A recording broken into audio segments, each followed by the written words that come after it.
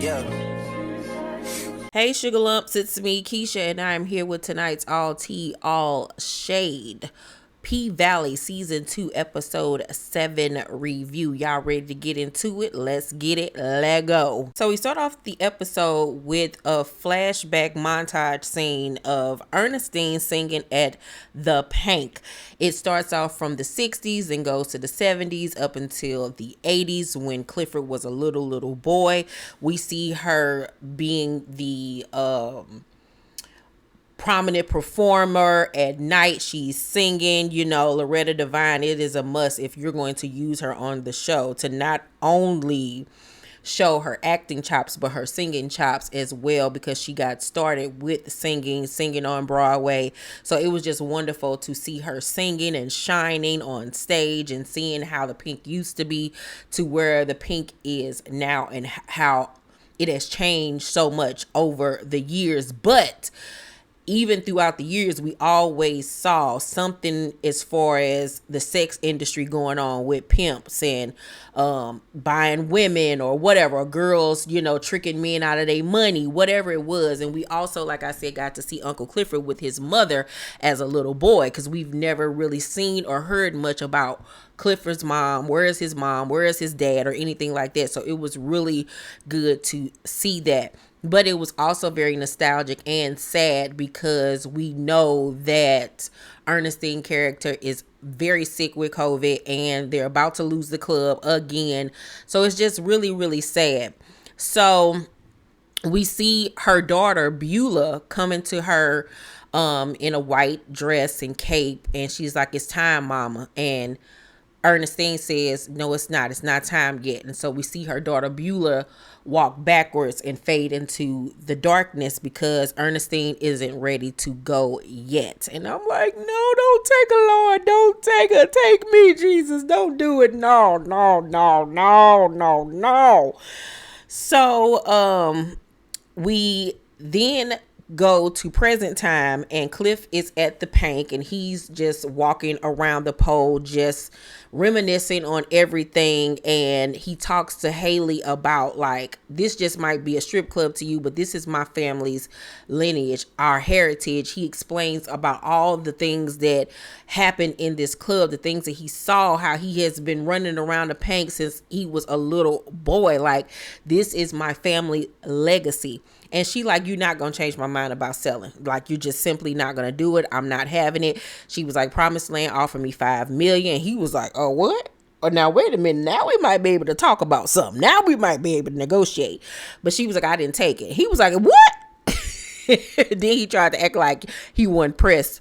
But she was like, "No, because I know this place is worth $10 million. And like, I'm going to get what I came to get, because I gave you all my hard-earned money that my daughter ended up dying for, the money that we were supposed to break free using to start a new life. I gave it to you to save this club, and I got to get mine. Like, I can't let my daughter have died in vain," pretty much is what she was trying to say. And Clifford was like, "Yeah, but at the end of the day, she gone. Like, it's not going to bring her back." And Haley was standing there, and she had to really let that sink into her system that my daughter is gone and no amount of money is going to ever change that nor bring her back, which was a really big revelation to her character because she still hasn't really dealt with the death of her daughter. So we then see Mercedes at her house, and she asks Terrica, like, "What you gonna do, sis? What are we going to do about this little bambino in your tummy?" It was, this episode really took me back to my own life. I saw myself in Terrica at that age. She was 14, but I was 16 when I got pregnant the first time. I remember not being able to button up my jeans, not having maternity clothes or anything like that, not knowing if I wanted to keep the baby or to abort it.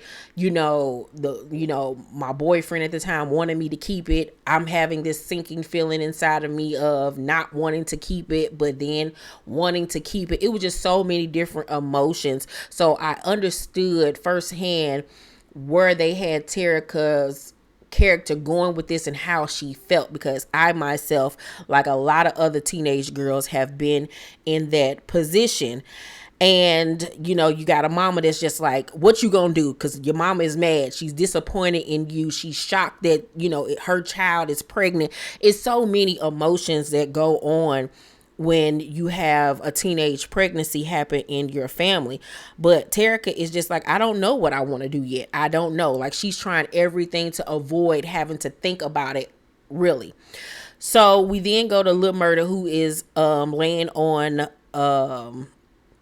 Lil Murder's, I mean, not Lil Murder, Jesus, Uncle Clifford's couch. He's in mourning, he's crying, he's having flashbacks of everything that happened that night, that Teak offed himself, and how he came to Clifford seeking comfort and aid, and how Uncle Clifford burned his clothes so there would be no evidence or anything like that. And like, he's going through it, like he is down bad for real. The tears is just coming out of his eyes, and he hears Ernestine in the room coughing, like she is hacking up a lung. Of course, we are all concerned, child.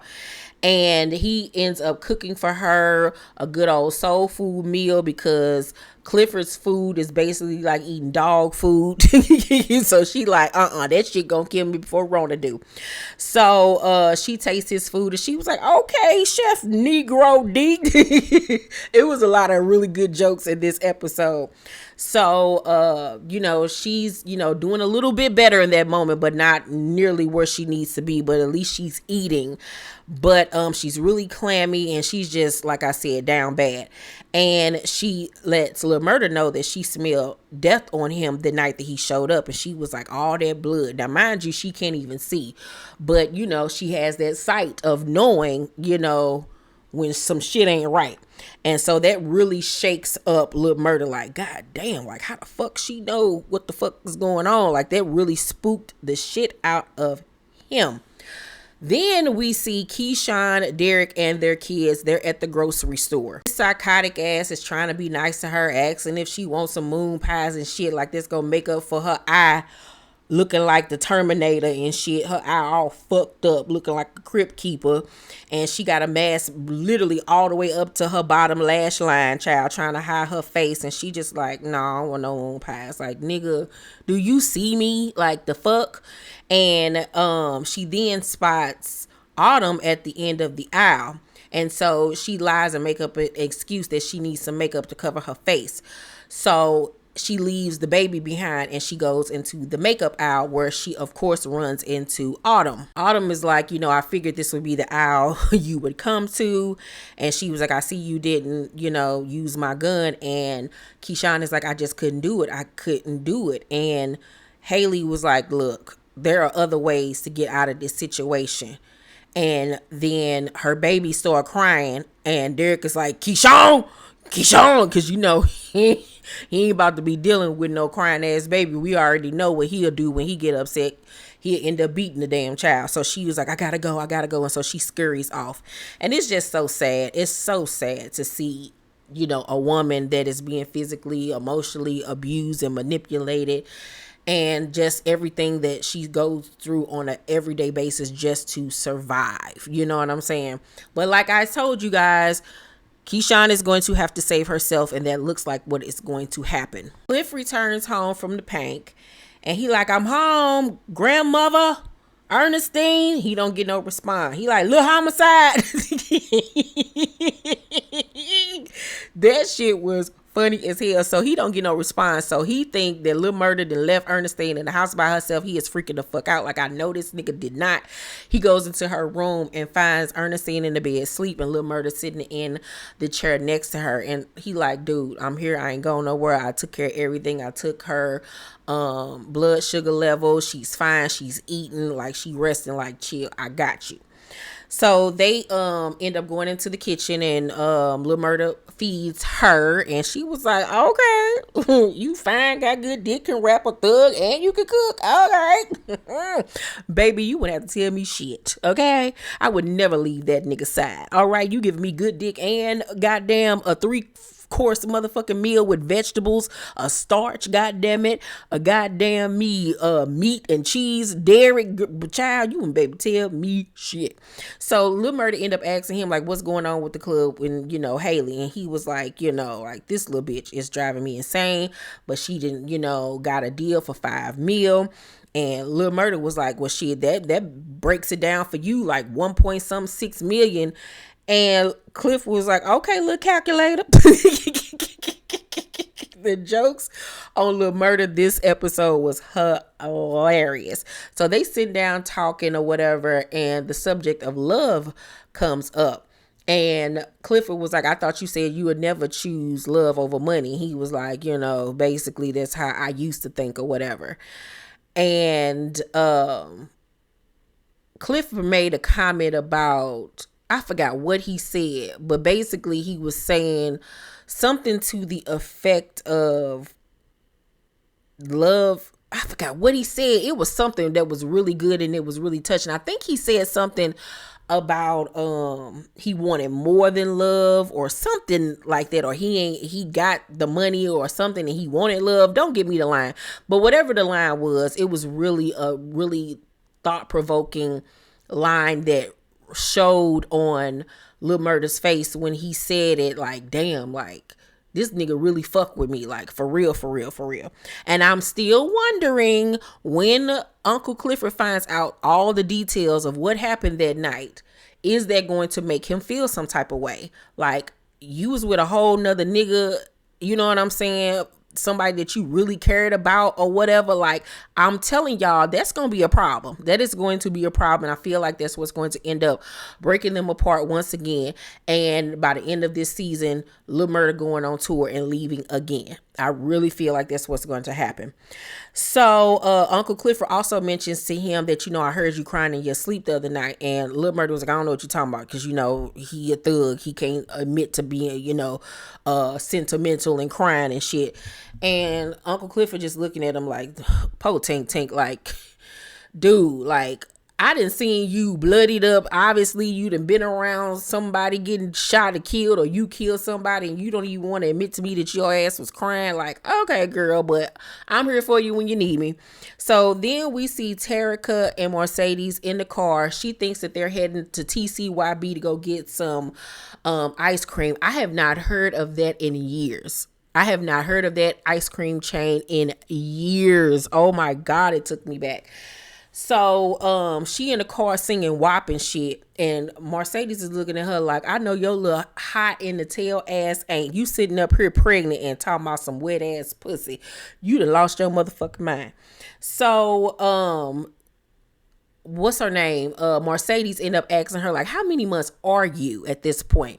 And she don't know. And I'm like, Lord Jesus, this child don't even know how far along she is. So that just pissed Mercedes off even more.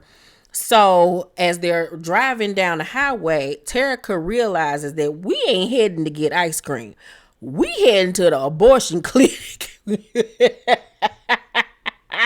And I was like, you think, darling, you didn't think that this was going to be the next step? Yeah.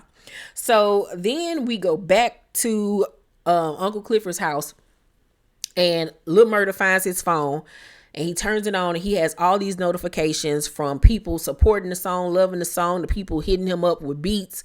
Wody is calling him. He finally answers, and Wody is like, nigga, where the fuck have you been? Like, the promoters from the Murder Night tours want to rebook the dates. Like, we got to get to work. Like, it's time.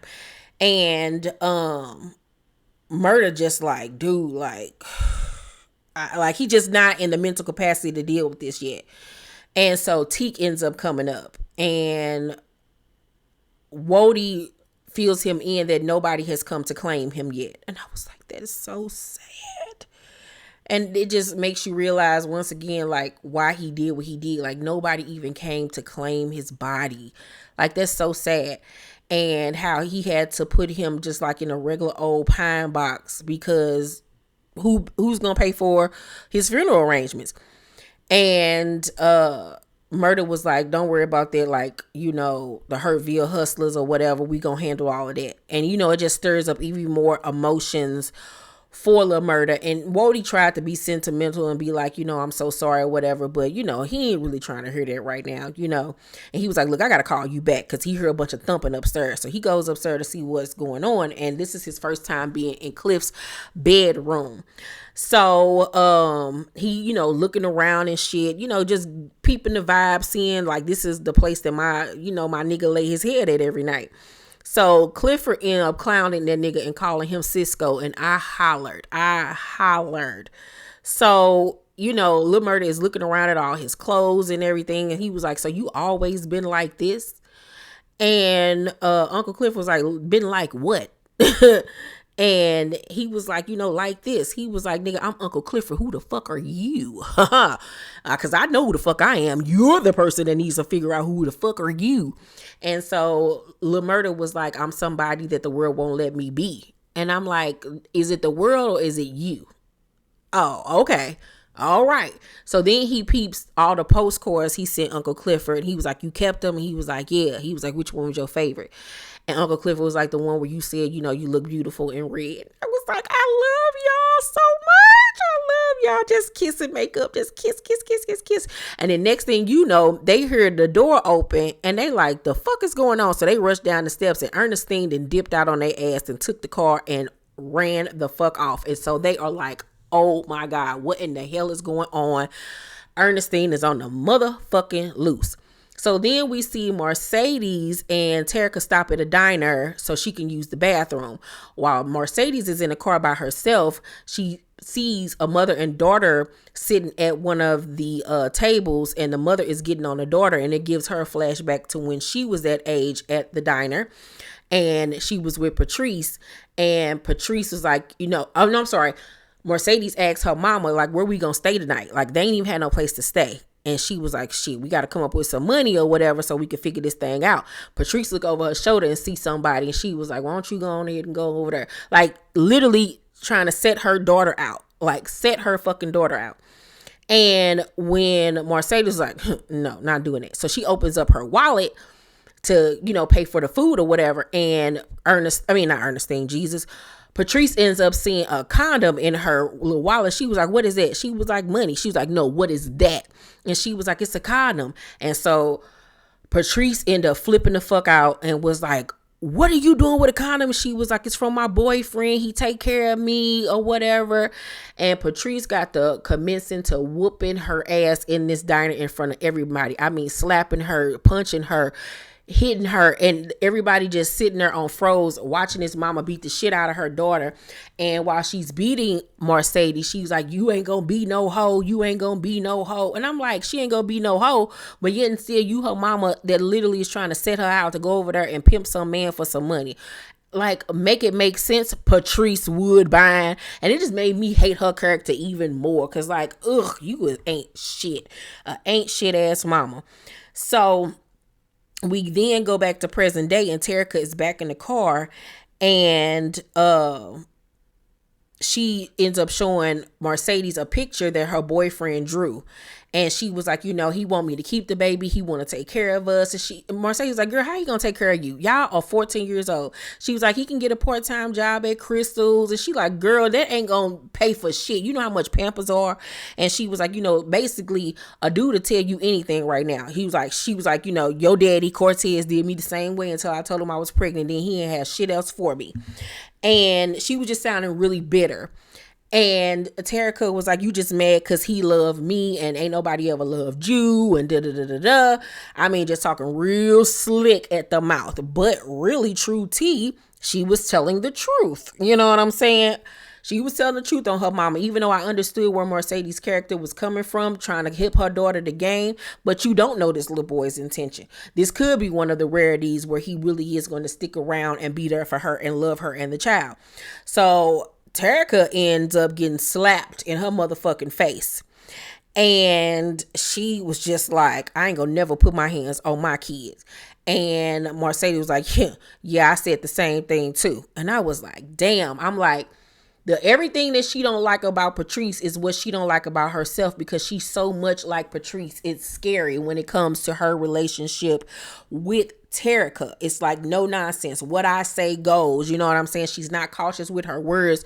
We're trying to hurt her and things of that nature. And it was really sad to watch, you know what I'm saying? Because it's just like, this girl loves you so much and just wants you to be a mom to her.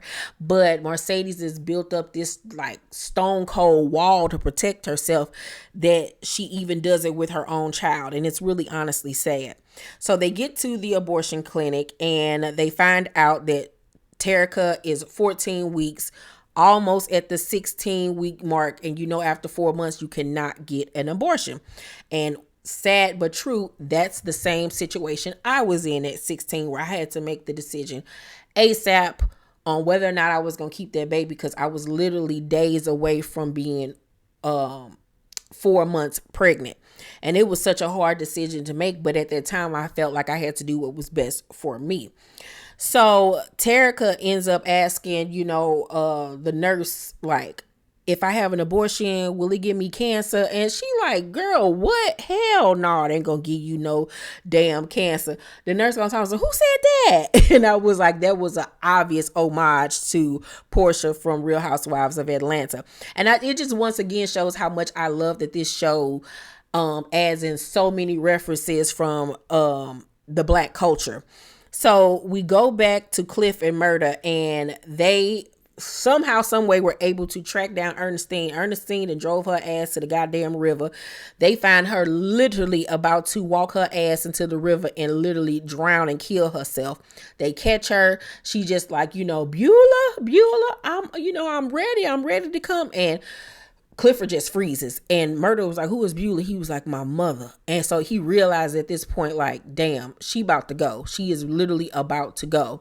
So Murder then peeps that her fingers is turning blue, like it is getting bad, like she's about to go at any moment. So they rush to get her back to the house. So Terrica and Mercedes are at the hotel pool because they're going to spend the night at a motel before they head back to either the abortion clinic or head back to Chucalissa. So they're sitting by the pool, and once again, Mercedes is pressuring her, like, you got to make a decision. What are you going to do? And she stated, like, I don't know what I want to do. And so Terrica was, like, you can be there for everything you miss with me with this baby if I do decide to keep it. And Mercedes, was just like, what does Terrica want for Terrica? Like, what is it that you want to do? And this little girl is just begging for her mother's approval, for her mother's presence in her life. Like, she just wants Mercedes. Like, she just wants something to bind them together outside of mama and daughter, because that has not been successful. So we then go to Ernestine getting into the ambulance, and she's freaking out, and she like, I'm never coming back. This is gonna be my last time at my house. I don't want to die alone, because at that point, with COVID patients, they literally were dying alone in their hospital beds because family could not be in the room with them. So Uncle Clifford of like, grandmother, you gonna be back, I promise. And Murder steps in and whispers in his ear, say goodbye, Cliff. And it was just like, damn. But it had to be done. Like, he couldn't allow him to live in that moment of trying to make himself believe that everything was going to be okay and she was going to be returning, because she's not going to return home. And Cliff was like, bye. And it was just so sad, because his grandmother is his whole world, the woman that raised him after his mama died. So it's just like, after she's gone, Cliff has nobody at that point. Nobody.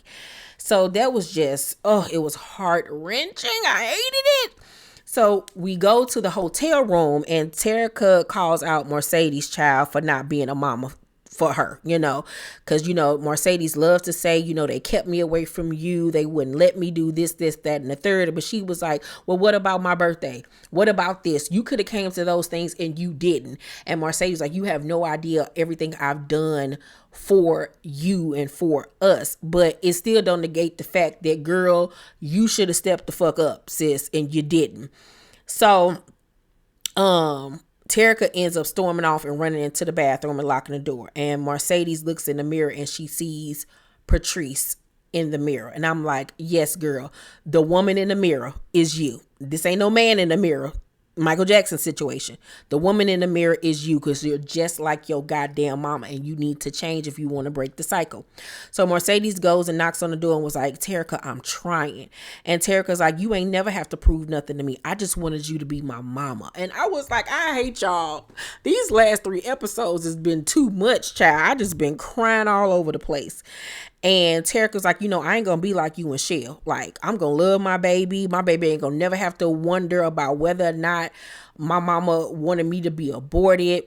And Mercedes basically says that low-key she wanted an abortion and that Patrice made her keep the baby, but she's thankful, however, for that decision, because what the devil intended to be a hindrance ended up being a blessing for her. And so Terrica ends up opening the door. They go and they sit on the edge of the bed together. And Mercedes finally gets it that I can't pressure her into doing anything like my mama did to me. My mama pressured me and made me have this baby. Now I'm trying to pressure her and make her have an abortion. And I need to just be a mama to her right now. Just be somebody for her to lean on. And so she then just changes the subject and was like, what color do you want your room? Because like, fuck what Shell talking about. You coming to stay with me at this point. And she was like, what you want? The color green?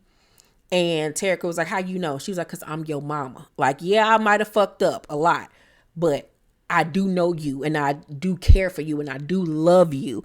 And that was just a beautiful scene to watch it come around full circle. So then we see Uncle Clifford in the shower crying because she knows what's happening. Like, this is it for her when it comes to Ernestine. So she gets out the shower and she returns into her room and she hears Cisco Thong song playing. And lo and behold, Lil Murder then dressed up in some of her outfits or whatever and is performing Cisco for her. And she told him show me how to Machiavelli. Like, what? He up here voguing and shit. And Cliff was like, honey, I do not do that. But okay, girl, go off. So they end up just cracking up, laughing, and fall onto the bed together. They laying side by side. And Clifford is laughing for a quick second, for a minute there, he was able to get his mind off of everything, but then it all came tumbling back and he just broke down crying. And Murder, takes his face and looks him in the eye and they start to passionately kiss. And I was like, oh, baby, the men's and the women's that have problems with gay sex scenes is going to be mad, honey.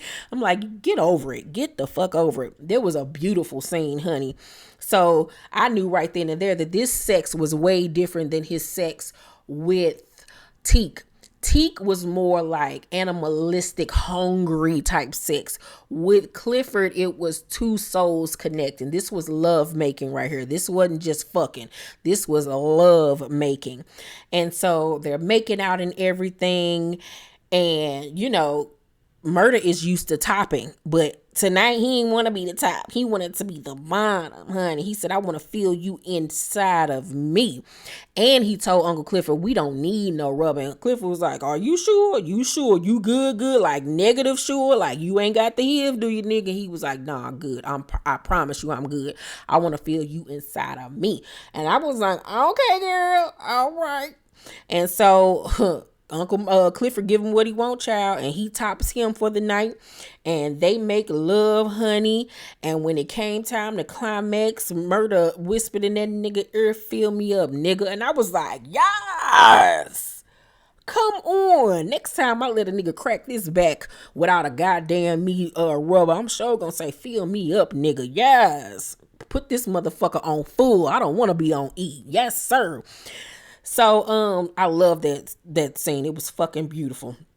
So the next day, Terrica asked Mercedes, like, what should I do? And Mercedes was like, you got to make this decision. Either we heading back to Jackson or we heading back to Chucalissa. Whatever the decision is, I'm with you either way.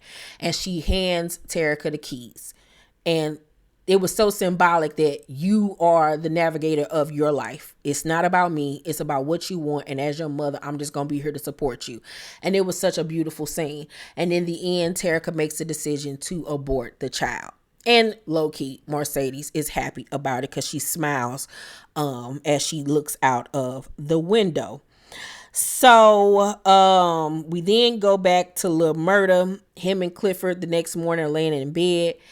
And, he asked Uncle Clifford, like, what made you let me back in? He was like, because you needed me and I needed you. Like, we needed each other in this moment. Like I told y'all on last week's episode that they gonna be there for each other. But when that tea come out, it's gonna fuck up everything. It's going to fuck up everything.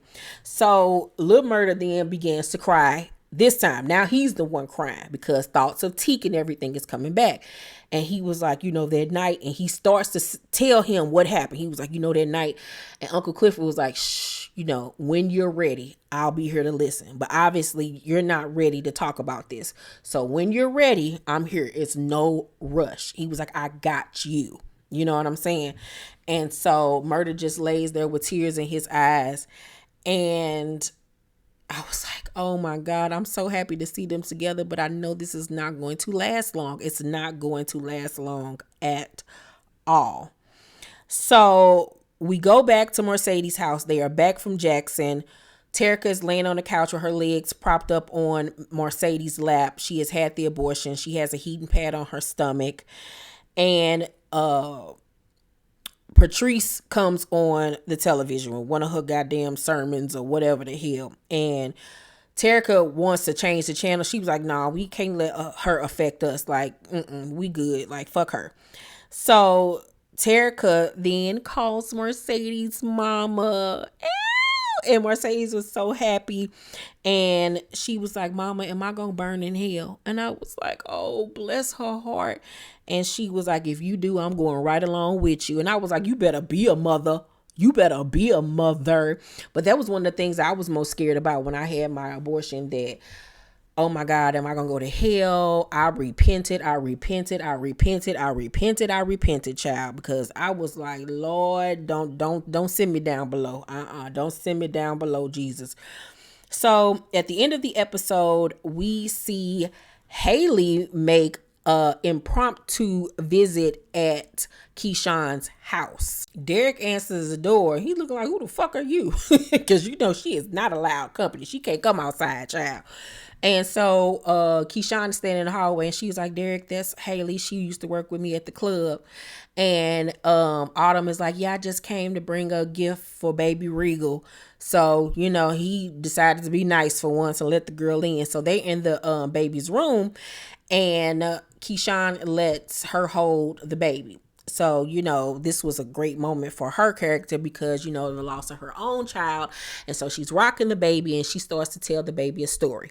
And the story is basically a story about Haley's life from a little girl up into where she is now, and how she met this man. She thought he was a Prince Charming, and they had a baby, and she thought that she had everything a person could want, but he ended up being a monster. And how, before it was literally, she ended up being in an abusive relationship, and before she could make a run for it, how she ended up suffering. The worst of it all was that she took too long to leave, and in result, her child ended up dying because of it. So it was a cautionary tale to Keyshawn that, girl, before it gets to that point where you end up losing your life or your kid's life, you need to get the fuck up out of here ASAP. So Keyshawn was like, what are you talking about? And so Haley gives her the gift. And when she opens up the gift bag, it's a burner phone or a little cell phone in there. And Haley says, look up Haley Colton and call me when you're ready to swim. Like, when you ready to go, bitch. I'm trained to go. I'm ready to go. We gonna get this shit started. We gonna start this party off right, goddammit. And she leaves. And I'm like, one thing you can't say about Haley, baby, she gonna be there for you when you need her. Other than that, she ain't shit. But she got your back when it's necessary, when it come down to go time. And I can't wait to see how they're gonna hatch this plan of getting Keyshawn out. and getting rid of Derek, honey. I am so ready for it. This was an awesome episode. I give it an A+. It was very emotional. These last 3 episodes have been very, very emotional. It seems like on next week's episode, we're going to get back to a little bit more fun, get back to the dancing and stuff. But these 3 episodes were so needed to push the story forward for the second half of this season. The writing and everything, the acting has been on point. Everybody has showed up and showed out. I'm in love with this show. Let me know what you guys thought about tonight's episode down below in the comment section. Make sure to thumbs up this video, like and subscribe, and hit that notification bell button. I love you guys, and I'll see you on the next video. Bye.